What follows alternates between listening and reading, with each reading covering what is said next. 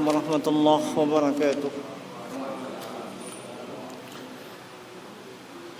Innal hamdalillah nahmaduhu ta'ala wa nasta'inuhu wa nastaghfiruh wa na'udzu billahi min shururi anfusina wa min sayyiati a'malina. Man yahdihillahu fala mudilla lahu wa man yudlilhu fala hadiya lahu. أشهد أن لا إله إلا الله وحده لا شريك له إياه نعبد وإياه نستعين وأشهد أن محمدا عبده ورسوله المبعوث رحمة للعالمين صلى الله عليه وعلى آله وأصحابه ومن اهتدى ومن تمسك بالسنة وطريقته إلى يوم الدين ثم أما بعد. Ma'asyiral muslimin, jamaah salatul maghrib rahimani wa rahimakumullah. Alhamdulillah,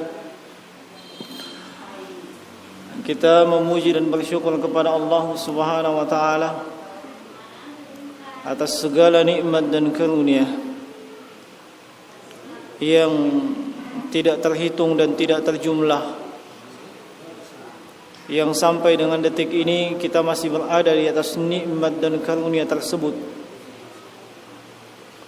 Ini suaranya jelas.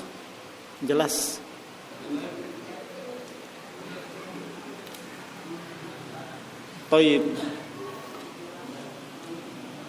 Dan di antara nikmat tersebut, walhamdulillah, kita berada di atas nikmatut tauhid,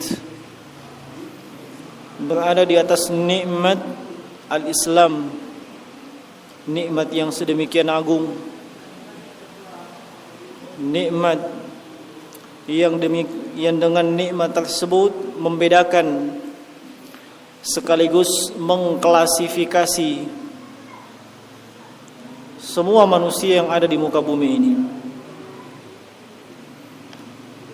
yaitu nikmat Islam, nikmat keimanan, nikmat berada di atas tauhid, bahkan nikmat menjalankan sunnah Nabi sallallahu alaihi wasallam. Dan diutusnya beliau sallallahu alaihi wasallam itu juga merupakan nikmat yang besar. Allah Subhanahu wa taala berfirman, "Laqad manna 'alal mu'minin إذ بعث فيهم رسولا من أنفسهم يتلو عليهم آياته ويزكيهم ويعلمهم الكتاب والحكمة."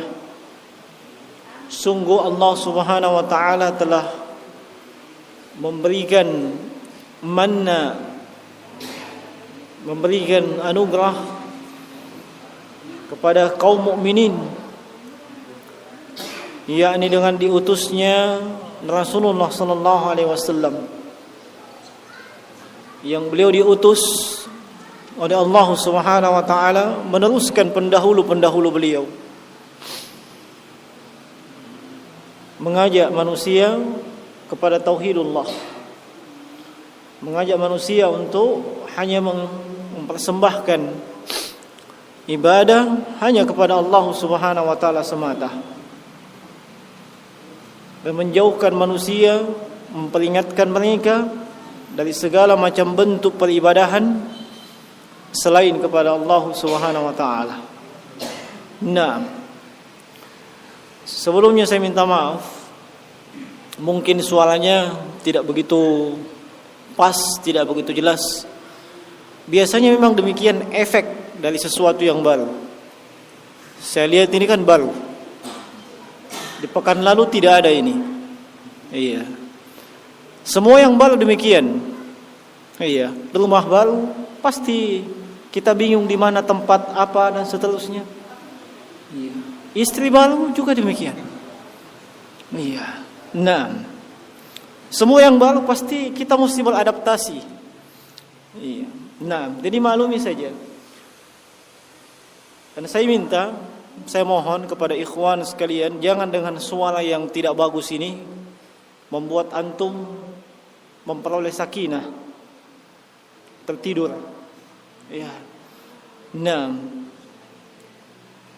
sebab saudara kita masih sementara berusaha, iya. Dan kepada ikhwah yang memang memiliki skill di bidang otak-atik peralatan seperti itu, mengaku saja, angkat tangan, bantu saudara kita dalam. Sebab setahu saya skill beliau bukan di bidang itu. Iya. Kata Nabi sallallahu alaihi wasallam, "Idza wussidal amru ila ghairi ahlihi fantaziris sa'ah." Kalau suatu urusan diserahkan kepada yang bukan ahlinya, tunggu mi. Nah, makanya yang punya skill, iya, dan memang punya kemampuan, iya, tidak apa-apa, langsung saja ke dalam. Nah, asal jangan kamacah-macah, ya, main tebak-tebakan, mungkin begini dan begitu, jangan. Itu hanya akan membuat runyam masalah, bukan menyelesaikan. Baik. Dengan segala keterbatasan tetap kita lanjutkan insyaallah taala kajian kita dalam Kasyfus Syubhat yang ditulis oleh Syekh Muhammad Tamimi rahimahullah taala, di mana di pertemuan yang lalu kita sudah menjelaskan secara ringkas tentang kandungan kalimat la ilaha illallah. Kemudian dua rukun yang terkandung dalam kalimat tersebut, ini sudah yang lalu. Dan bagaimana kaum musyrikin begitu paham kalimat tersebut sehingga mereka tidak mau mengucapkannya, sementara sebahagian dari kaum muslimin dengan mudah mengucapkannya. Itu tidak lain dan tidak bukan disebabkan ketidakpahaman mereka dengan isi dan kandungan dari kalimat tersebut. Kemudian beliau berkata rahimahullahu taala, wa idza arafta ma zakartu laka ma'rifatal qalb, jika anda telah betul-betul mengetahui dan memahami apa yang telah aku sebutkan sebelumnya, yaitu kalimat la ilaha illallah, makna dan kandungannya, kemudian rukunnya, kemudian konsekuensinya, syarat-syaratnya, dan satu lagi pembatal-pembatalnya. Itu penting. Semuanya itu sangat-sangat penting. Nah, kalau kita sudah mengetahui hal tersebut dengan baik, wa arafta syirka billahi alladhi qala Allah fihi inna Allah la yaghfiru an yushraka bihi wa yaghfiru ma duna dzalika liman yasha, dan anda juga sudah memahami tentang syirik, yaitu kesyirikan yang merupakan lawan dan kontradiksi atas kalimat tauhid. Dan syirik yang beliau maksud di sini syirik dalam ibadah, bukan syirik terhadap rububiyah Allah, bukan. Sebab kaum musyrikin meyakini itu, dan Nabi diutus bukan untuk itu, tapi sarful ibadati li ghairillah, memalingkan, mengarahkan ibadah kepada selain Allah Subhanahu wa taala. Itulah kesyirikan. Yang kata beliau kesyirikan itu yang disebutkan dalam suratun Nisa, innallaha la yaghfiru ay yushraka bihi wa yaghfiru ma duna dzalika liman yasha. Semua mungkin tahu artinya itu ayat, ya, yang terdapat dalam surah An-Nisa ayat 48. Sungguhnya innallaha, sungguhnya Allah, la yaghfiru, tidak mengampuni. Apa yang tidak diampuni? La yaghfiru ayyushraka bihi, menyekutukan Allah dengan sesuatu. Apakah Allah disekutukan dengan sesuatu atau dengan seseorang? Itu penetapan dan penegasan dari Allah Subhanahu wa taala bahwa siapa yang melakukan tindakan dan ucapan kesyirikan, tidak ada ampunan baginya. Tidak ada ampunan baginya. Waliyadu billahi min zalik. Dan ini dimaksudkan tidak ada ampunan bagi mereka yang meninggal di atas kesyirikan. Meninggal di atas kesyirikan. Adapun mereka yang bertaubat, atau dengan kata lain pernah melakukan ucapan atau tindakan kesyirikan, lalu sebelum meninggal ia bertaubat, maka itu tidak termasuk dalam ayat ini. Sebab di dalam surah Az-Zumar Allah Subhanahu wa taala berfirman, "Qul ya ibadiyalladzina asrafu ala anfusihim." Katakanlah kepada hamba-hambaku yang telah melampaui batas, la taqnatu min rahmatillah. Jangan kalian putus asa dari rahmatnya Allah. Kenapa? Innallaha yaghfiruz dzunuba jami'an. Allah Maha mengampuni seluruh dosa. Allah Maha mengampuni seluruh dosa. Sehingga kalau ayat ini dipadukan dengan An-Nisa ayat 48, itu menghasilkan kesimpulan bahwasanya semua dosa Allah ampuni tanpa kecuali. Dengan catatan dia mau bertaubat. Itu. Lain ceritanya kalau tidak mau taubat. Termasuk yang Allah ampuni adalah dosa kesyirikan sepanjang ia mau bertaubat dan dia bertaubat pada waktunya bertaubat. Sebab ada orang bertaubat itu sudah expired, sudah kadaluarsa, tidak ada jalan bertaubat. Seperti contoh, nyawa sudah di kerongkongan. Nyawa sudah di kerongkongan. Seperti Fir'aun yang sudah menggap-menggap. Nah, karena Mangkasar kata lambubur nih. Sudah tenggelam, ya. Sudah mau mati. Balik dia bawa iman. Oh. Atau dia mau bertobat nanti pas bangun pagi, matahari sudah sebelah barat. Wah, habis. Iya. Waktu taubat sudah expired. Iya. Jadi bukan cuma makanan yang expired, ada juga yang expired. Tapi ini expirednya lama. Iya, lama sekali. Walhamdulillah. Itu kalau masih ada jenjang seperti itu masih ada harapan bertobat. Kalau sudah lewat itu tidak ada lagi. Nah, jadi siapa yang bertobat pada waktu tersebut, meskipun dia melakukan kesyirikan, dia tobat dengan tobat yang jujur, yang kita kenal dengan istilah taubatan nasuha. Iya, dan taubatan nasuha itu memiliki beberapa persyaratan. Baru dikatakan taubatan nasuha.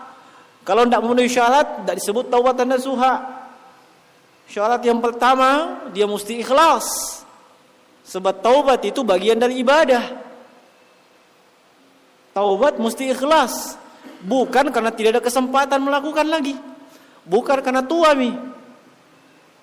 Iya kan ada begitu. Saya mau taubat ini. Kenapa? Tua mak. Itu bukan ikhlas namanya, karena sudah tidak bisa. Iya.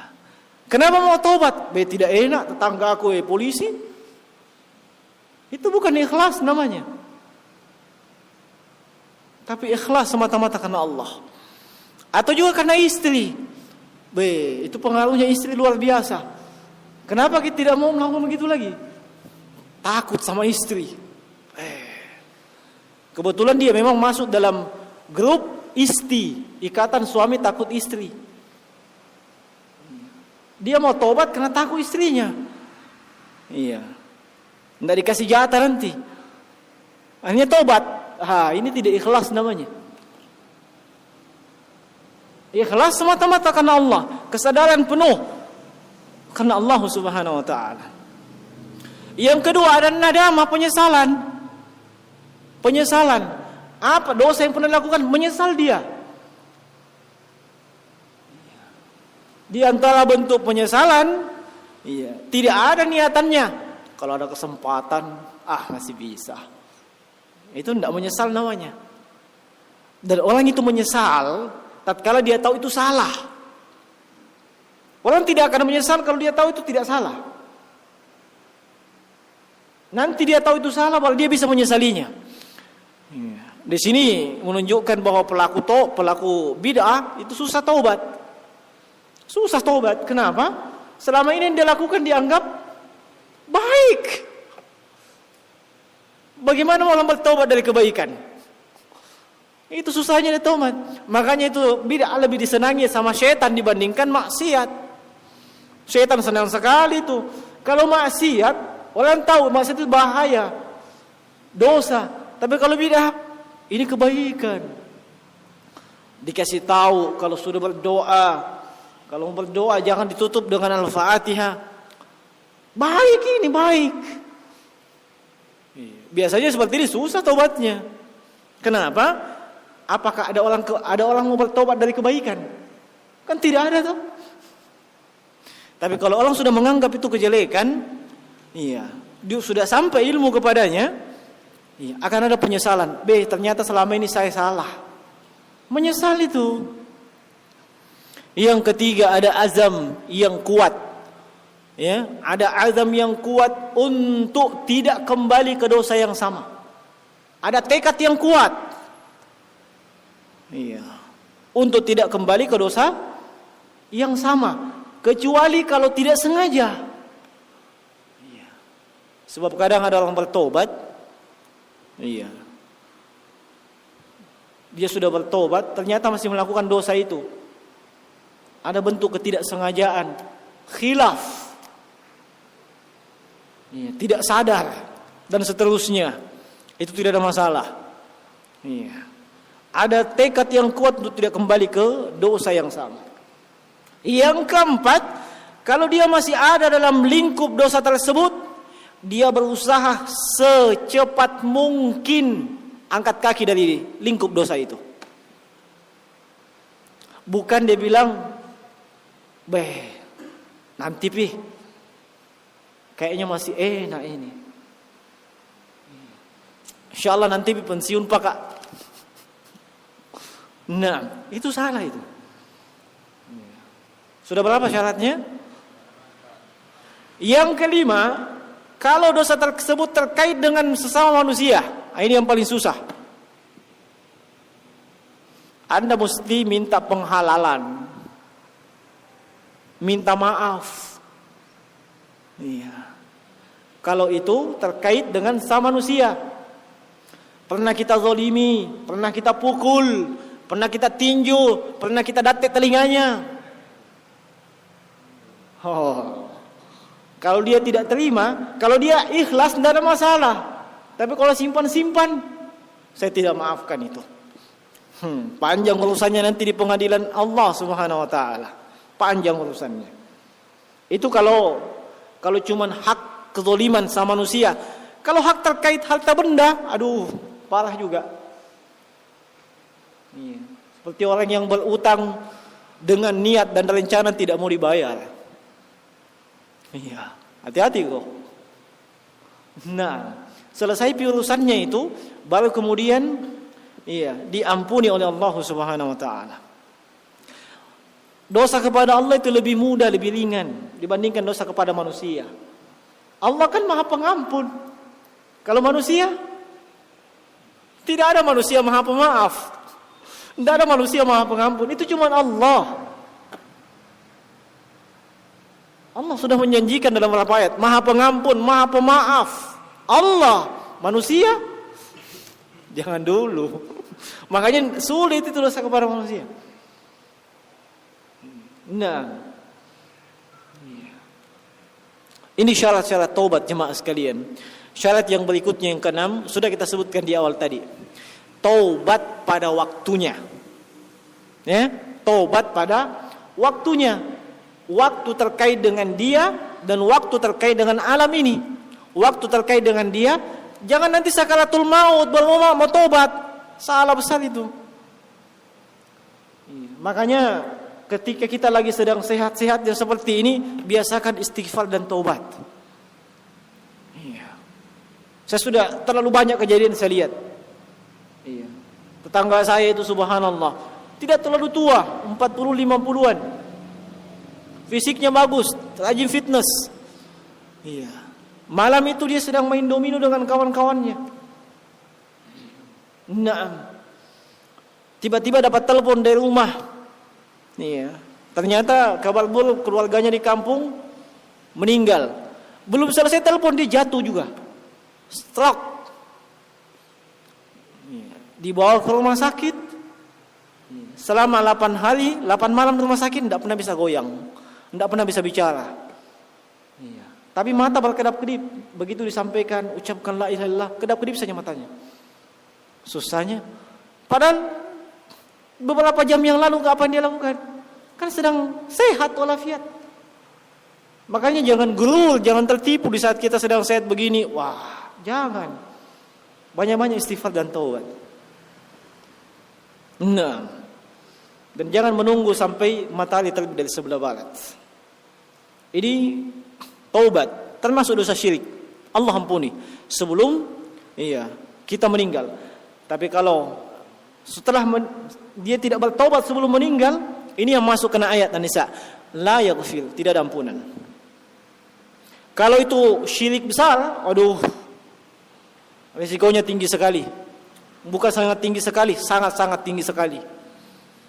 Iya, sebab syirik besar, meninggal dalam keadaan syirik besar, kekal dalam neraka. Kekal dalam neraka. Iya.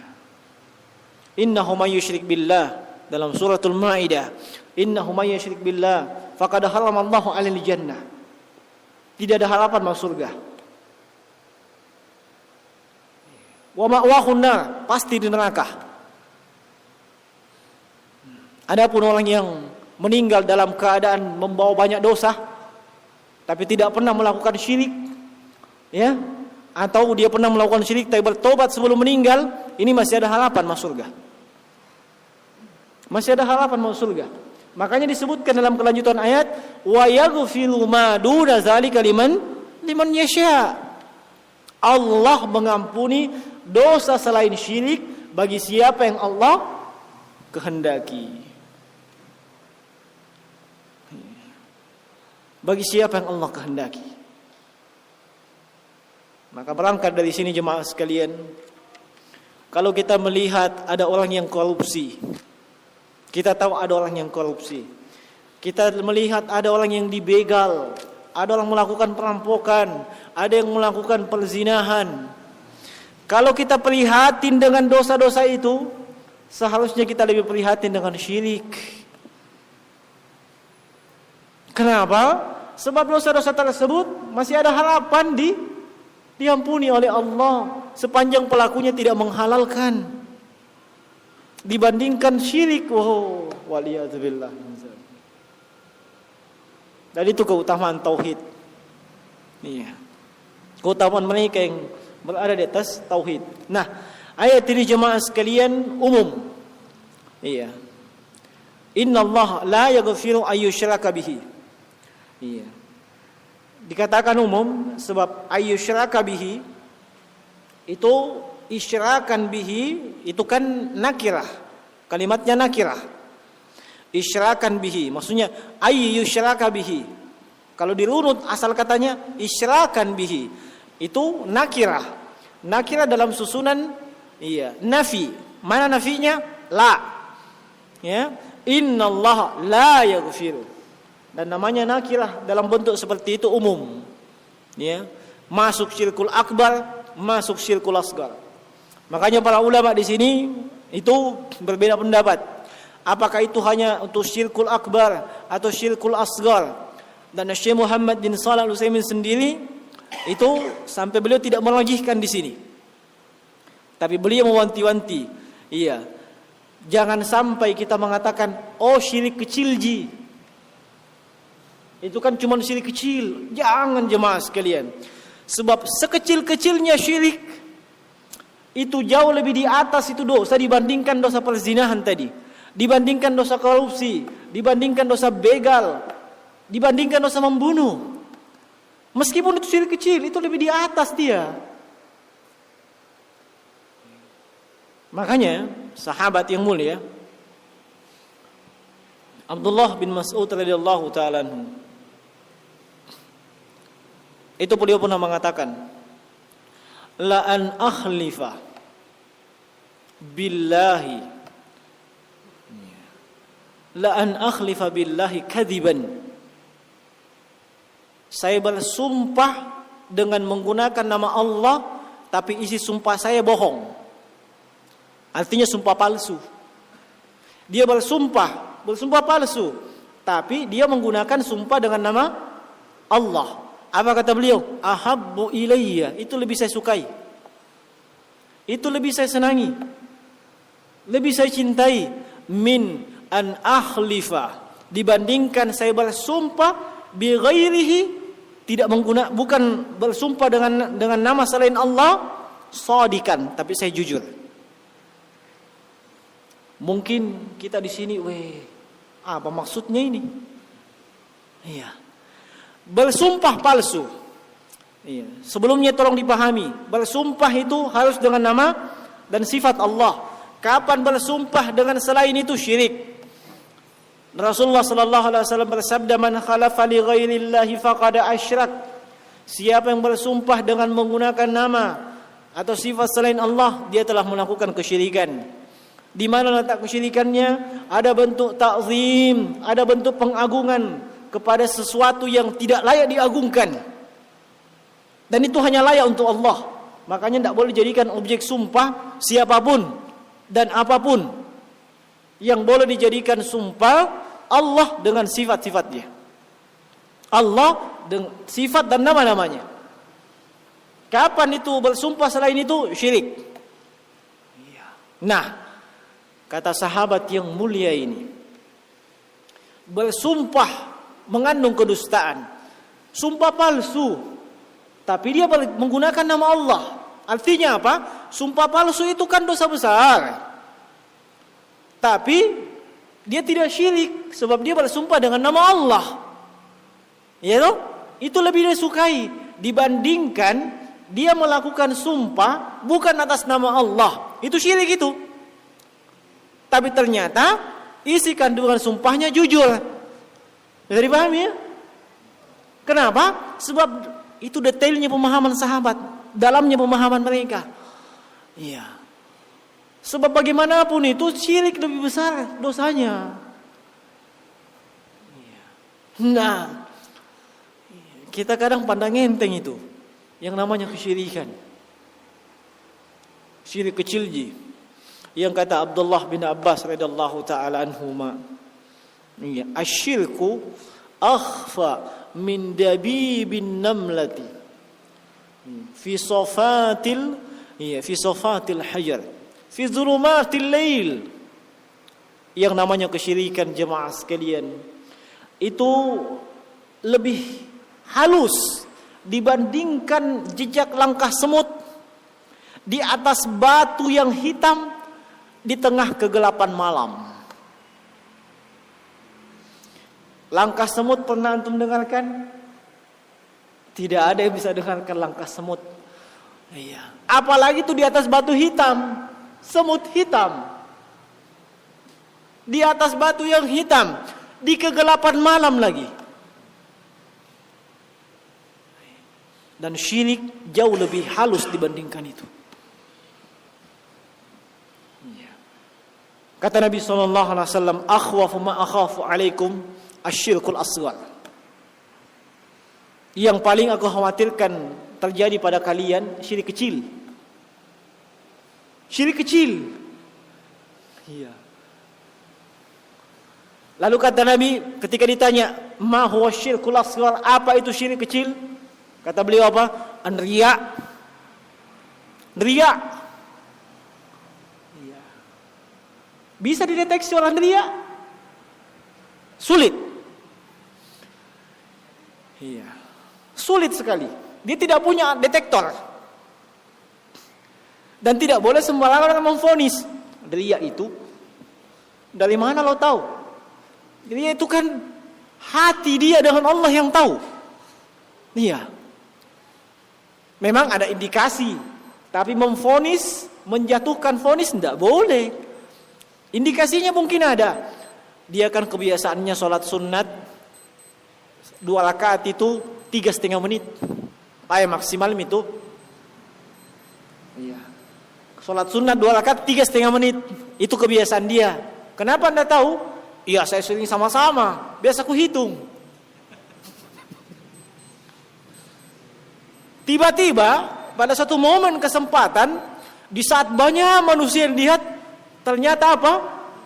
Iya, 5,3 menit.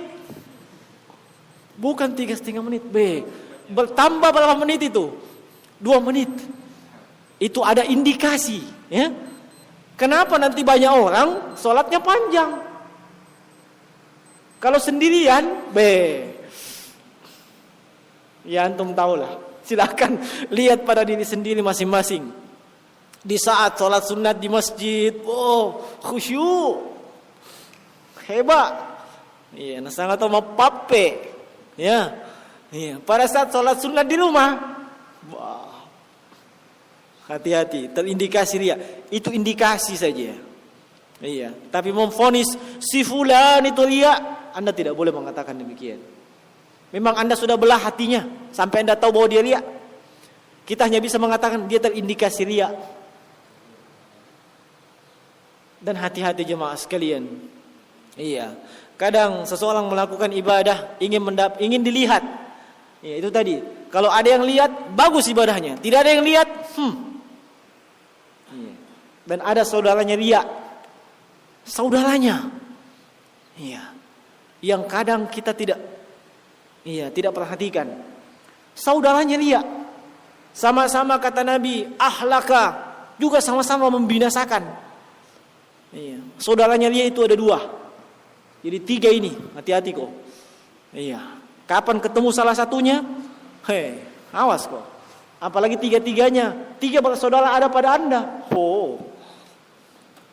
Iya. Riya kita sudah tahu. Melakukan ibadah supaya dilihat oleh manusia, mendapatkan pujian, sanjungan, keduniaan dan seterusnya. Yang kedua apa? Al-ujub. Ujub. Itu sama juga. Melakukan ibadah, luar biasa saya ini. Dia tidak sampaikan mungkin, saya luar biasa. Tadi malam saya sholat tahajud 8 rakaat. Ini semua mana bisa. Dia tidak ungkapkan dengan kata-kata, tapi hatinya apa tuh gitu sana. Jenggotnya panjang. Ibadahnya pas-pasan. Kalau tidak pas, itu ujub. Iya. Ini masjid, lihat. Dia tidak ungkapkan dengan kata-kata, tapi dalam hatinya, seandainya bukan saya sumbang, mana bisa begini? Hati-hati jemaah sekalian. Ujub. Saudaranya riya. Merasa takjub dengan dirinya, merasa dirinya berprestasi dalam ibadah. Belum selesai ujubnya, tak hapus amalannya. Memang Anda bisa melakukan itu dengan apa? Kalau bukan karena pertolongan Allah, mana Anda bisa melakukan sholat malam 8 rakaat? Mana bisa? Itu pun Anda sholat malam 8 rakaat pakai fasilitasnya Allah. Anda pakai baju, itu dari Allah. Iya. Anda bisa membaca Al-Quran dengan baik dan benar, itu pertolongan Allah. Yang bangunkan Anda itu Allah. Anda punya apa? Kenapa mesti ujub? Apa Anda punya? Iya. Itu orang tidak menyadari dirinya. Iya. Satu lagi, saudaranya ujub. Apa itu? Sum'ah. Ini mesti dikasih fasih, ya. Sesuai makhrajnya. Nanti kita dikritik. Iya. Sum'ah. Pakai ain. Naam, dari kata sami'. Iya. Melakukan ibadah tertentu Tujuannya apa? Diperdengarkan kepada orang lain. Diperdengarkan. Kenapa? Ya, supaya kalau orang itu dengarkan, toda hebat mentong itu fulan. Makanya orang seperti ini biasanya begitu mendapatkan pujian, meningkat itu yang dilakukan. Hebat. Maksudnya ibadah yang dilakukan tambah hebat. Ketika mendapatkan pujian, mulai dari kepalanya tambah besar, telinganya tambah lebar. Kenapa? Tapi begitu tidak ada pujian, biasa-biasa saja, sudah menurun itu ibadahnya. Menurun ibadahnya. Hati-hati jemaah sekalian. Sum'ah, saudaranya riya, masuk dalam lingkup kesyirikan, syirkul asgar.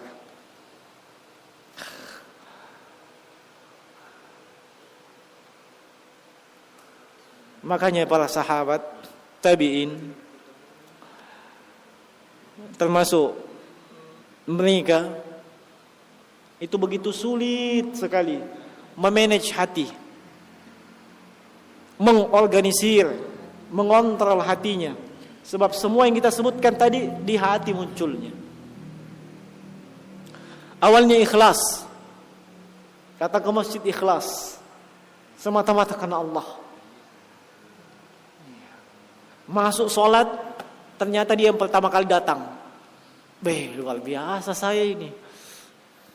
Mana semua itu yang dekat-dekat masjid? Tidak ada semua. Saya ini jauhnya rumahku duluan datang. Sudah ada bibit-bibit ujub. Iya. Belum lagi dia sholat, ternyata ada orang di belakangnya. Kasih bagus dah. Siapa tahu di belakang itu calon mertua. Kasih bagus sholatnya. Iya. Belum lagi pas ada orang dekatnya sholat, diperdengarkan. Biasanya Al-Fatihahnya cepat. Alhamdulillahirabbil alamin arrahmanir rahim maliki yaumiddin. Cepat. Kenapa sholat sendiri? Ini pelan-pelan. Alhamdulillahirabbil alamin.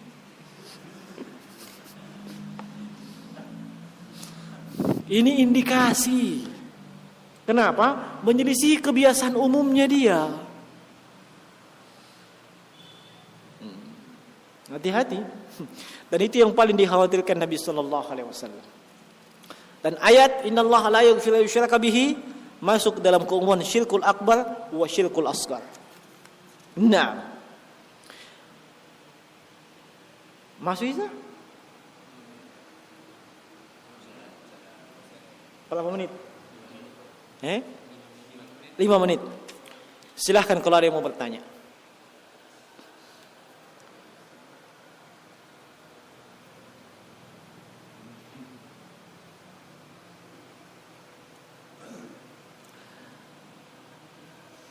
Alhamdulillah semuanya paham tauhid, semuanya paham syirik, luar biasa. Tinggal bagaimana sosialisasi pada diri sendiri dulu, ya. Kemudian setelah itu sosialisasi sama keluarga, sosialisasi sama orang lain. Ya. Nah, ilmu ingin bertambah ilmu Anda, sosialisasi. Sosialisasi pertama pada diri, itu namanya diamalkan. Iya. Setelah itu berusaha disampaikan sesuai dengan yang kita pahami. Iya. Sesuai dengan yang kita pahami. Naam. Itu akan bertambah ini. Iya. Kemudian, karena masih ada waktu 5 menit. Kata beliau rahimahullahu taala, "Wa 'arafta dinallah." Dan engkau mengetahui agama Allah, alladzi arsala bihi rusula, yang dengan agama itu Allah mengutus semua rasul, min awwalihim ila akhirihim, mulai rasul yang pertama sampai rasul yang terakhir, alladzi la yuqbalallahu min ahadin dinan siwahu, yang Allah tidak menerima agama selain daripada agama itu. Ini menunjukkan bahwa agama semua nabi satu, al-Islam. Sebab esensi, substansi Islam tauhid. Itu esensinya. Yang membedakan apa? Syariat. Itu yang bedakan. Syariat. Contoh. Iya. Kita nanti bulan Ramadan puasa enggak? Insya Allah puasa. Puasanya mulai tanggal 1 Ramadan. Kenapa? Memang mau mulai Syawal. Mulai 1 Ramadan sampai akhir Ramadan. Bagaimana bentuknya? Tidak makan, tidak minum mulai terbitnya fajar sampai terbenamnya matahari. Itu syariat kita. Syariat Muhammad sallallahu alaihi wasallam. Puasa. Nah, syariat umat sebelumnya contoh. Nabi Daud puasanya bagaimana? Iya, sehari puasa sehari tidak. Kalau kita cuma sebulan. Iya toh? Sebulan. Puasanya Maryam, ibunda Nabi Isa bagaimana? Tidak berbicara. Jadi, sudah paham ya maksudnya? Agama sama. Syariat yang membedakan. Ya, jangan dibilang agamanya Nabi Isa lain. Nabi saya mana? Sama. Yang bedakan syariat. Nah, Nabi Musa semua nabi. Rasul pertama Nabiullah Nuh sama agamanya. Semuanya mengajak kepada tauhid. Yang bedakan syariat. Kalau kita sholat mulai takbir sampai salam. Dulu sholatnya mereka ada cuma berdiri tok sampai selesai. Ada yang ruku tok sampai selesai. Iya, makanya agama Islam di bawah Rasulullah menyempurnakan semuanya. Menyempurnakan semuanya. Termasuk puasa yang kita lakukan menyempurnakan semuanya. Kalau di zamannya Maryam tidak berbicara, kita juga tidak berbicara kecuali yang baik-baik. Iya toh? Nah, menyempurnakan semuanya. Jadi tolong dipahami, semua agama Nabi dan Rasul sama. Al-Islam, al-istislamu lillahi bit-tauhid, wal inqiyadu lahu bit-ta'ah, wal bara'atu minasyirki wa ahlihi. Yang membedakan adalah syariatnya. Nah, saya kira ini ya. Insyaallah kita lanjutkan di kesempatan yang akan datang. Demikian, mudah-mudahan bermanfaat. Yang benar datang dari sisi Allah Subhanahu wa taala, yang keliru itu datang dari saya. Subhanakallah bihamdik, asyhadu an la ilaha illa anta astaghfiruka wa atubu ilaik. Assalamualaikum warahmatullahi wabarakatuh.